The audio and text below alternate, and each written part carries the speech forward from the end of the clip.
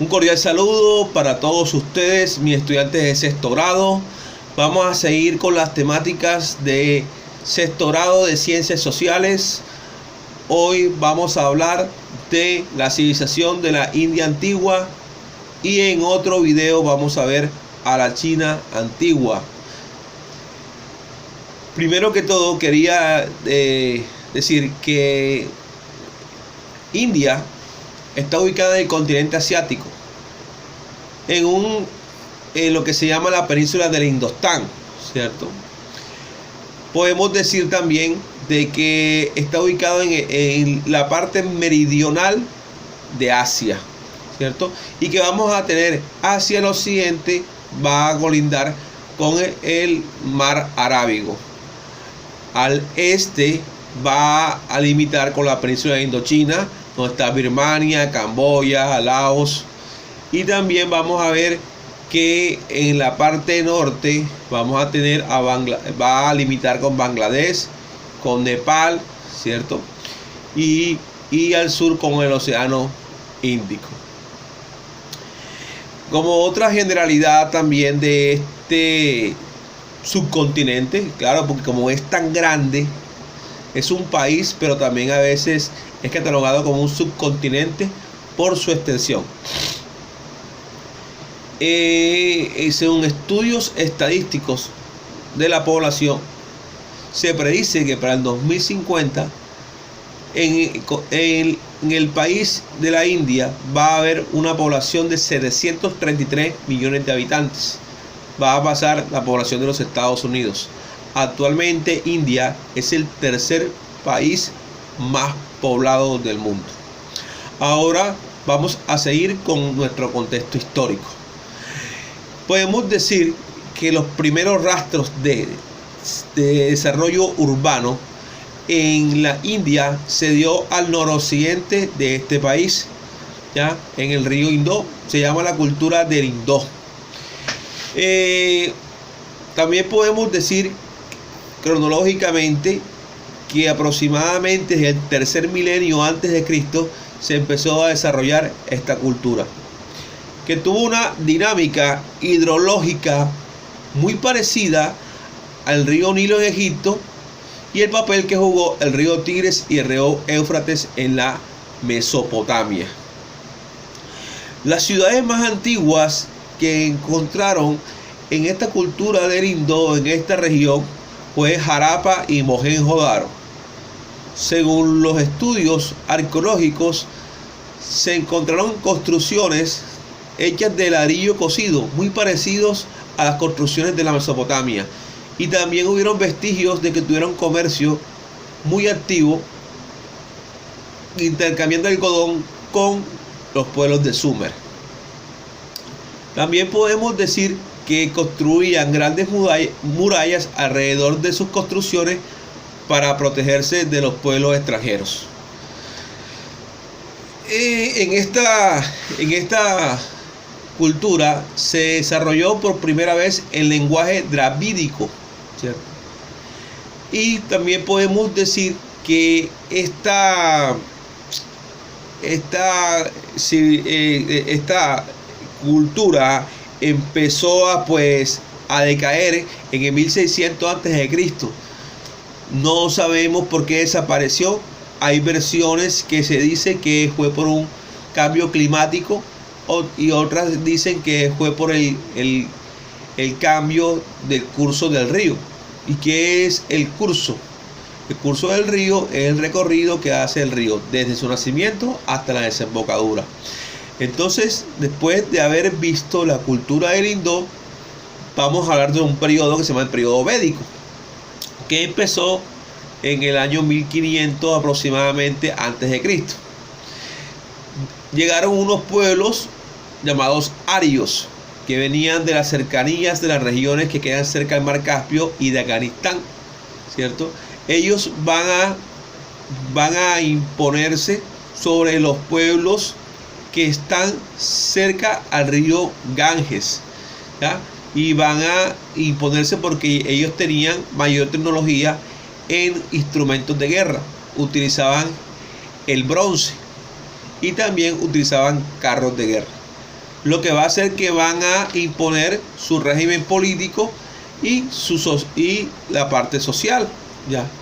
Y su religión. Primero que todo, crearon pequeños estados que eran gobernados por un rey. Hubo un cambio de escritura. La escritura se llama ahora sánscrito, ¿cierto? Y entonces su religión se va a basar en los libros de los Vedas. Pero esta religión que trajeron los arios va a tener una fusión con la religión de los pueblos que vivían en el río Ganges, esos pueblos agricultores. Y esto va a traer como consecuencia que van a ser el brahmanismo. Este brahmanismo que está basado en el libro de los Vedas, que va a tener tres dioses principales. Uno que es Brahma, el creador de todo. Va a ser Vishnu, que es el conservador, el que maneja la estabilidad. Y va a ser Shiva, que es el dios destructor. Los sacerdotes o los brahmanes van a ser los intercesores ante los dioses. También podemos decir que en este periodo védico es que se van a hacer lo que se llaman las castas. Las castas eran una forma de estratificación social, ¿ya? Y era de carácter hereditario. Para que puedan entender mejor, una casta es como una clase social, ¿cierto? Pero van a ser muy cerradas, que se no las voy a explicar. Por eso era imposible de que hubieran matrimonios de diferentes castas. Era prohibido. Ahora les voy a seguir explicando eso.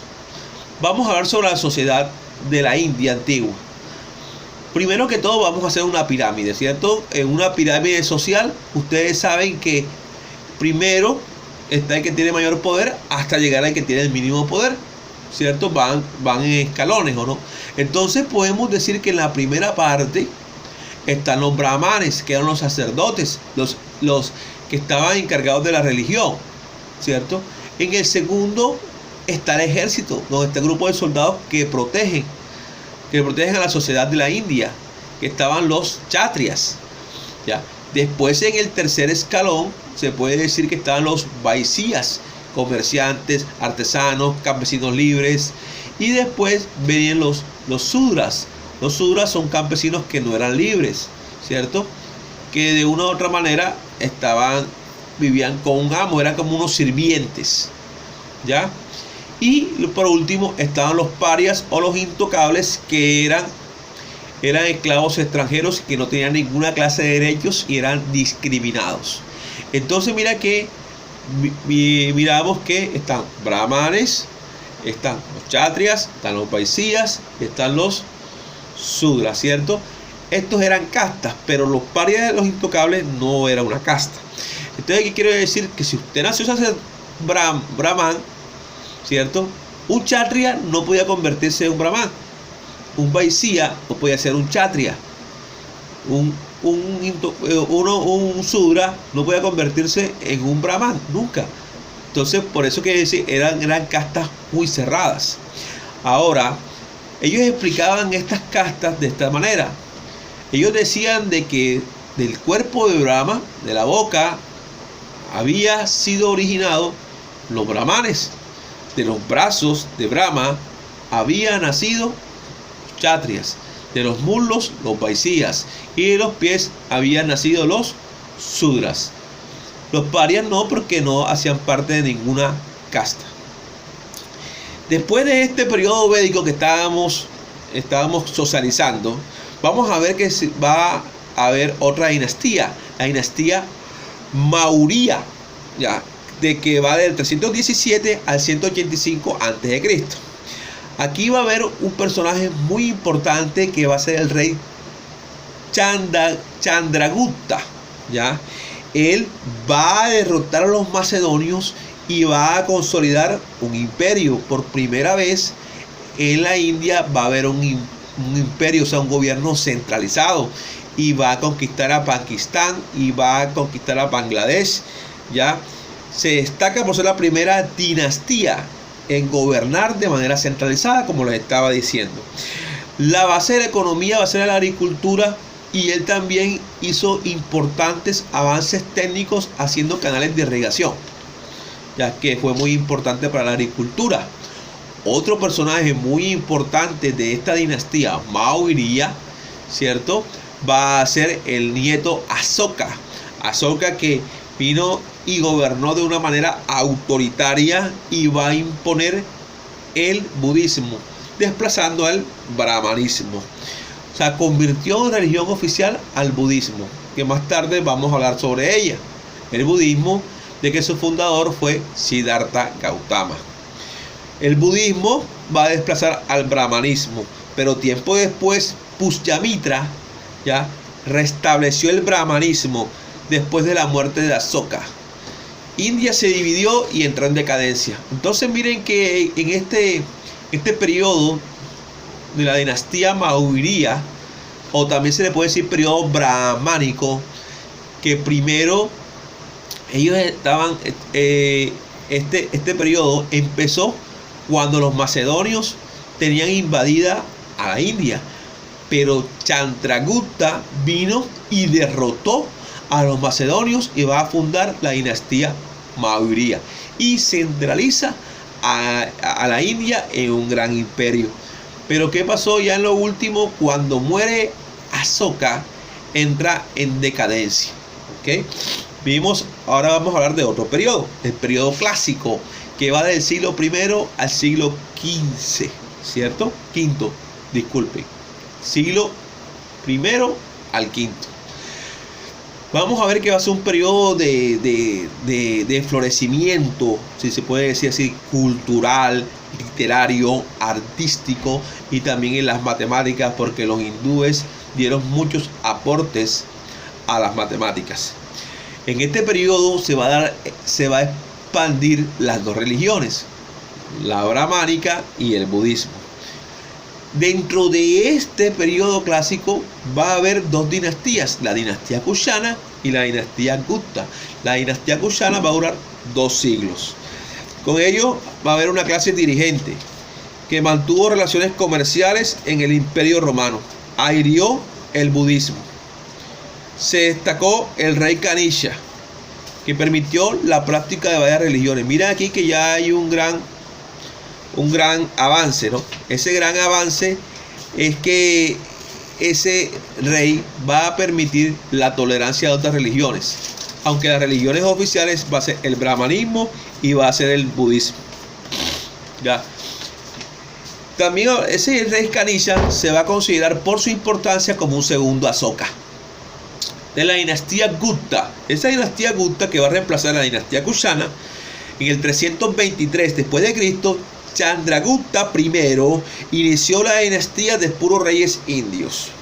Estableció relaciones con la China y el Próximo Oriente, ya, a través del mar Arábigo con China y con Roma. O sea que la dinastía empezó a expandirse comercialmente con otras regiones como China, como Roma, que en ese momento eran uno de los imperios más importantes de esa época. También podemos decir que esa dinastía Gupta se va a caracterizar porque hicieron varios libros matemáticos, ahora también de Kama Sutra. El sánscrito se convirtió en una lengua literaria, se creó el sistema decimal, pero ya empezó a traer su decadencia en el siglo V, como habíamos dicho anteriormente, porque va a ser invadida por los hunos, que eran unos pueblos bárbaros que venían del Asia Central. Entonces, chicos, les he explicado de una forma muy sintetizada la civilización de la India antigua. Espero que vean el video, ¿cierto? Cojan el libro de las páginas de las páginas de la 96 a la 98, denle un repaso, ¿cierto? Para poder realizar después las actividades programadas en la plataforma Norma. Cualquier cosa, estoy a su entera disposición. Cualquier pregunta, ¿cierto? Aquí estamos para aprender. Aquí no estamos para solamente vivir de una nota, de una calificación, sino aquí el motivo de este video es que podamos aprender. Eso es lo más importante, aprender y comprender. Bueno, muchas gracias y estamos viéndonos muy próximamente hablando de la China antigua.